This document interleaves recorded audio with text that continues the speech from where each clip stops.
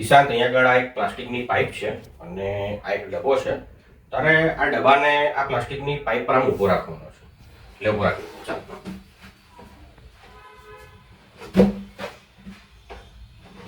ના ઊભો રહે. નથી ઊભો રહેતો.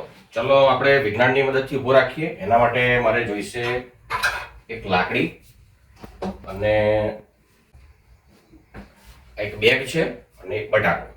આ બેગમાં હું બટાકાને અંદર નાખી દઉં છું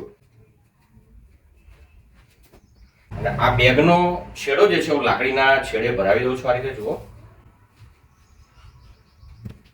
અને હવે આ લાકડીનું મોઢું જે છે હું આ ડબ્બાની અંદર આ રીતે ભરાવી દઉં છું અને ચાલો હવે ઊભું રાખીએ, જોઈએ ઊભું રહેશે કે નહીં. તો ડબ્બો જે છે એ ઊભો રહેશે. ડબ્બો હલે છે તો પણ પડતો નથી. જુઓ. તો સવાલ એ છે કે આ કેવી રીતે શક્ય બને છે. તો આ ડબ્બાની અંદર મેં લાકડી ભરાવી દીધી છે અને એના છેડે મેં થોડું માંસ એટલે કે દળ એડ કર્યું છે.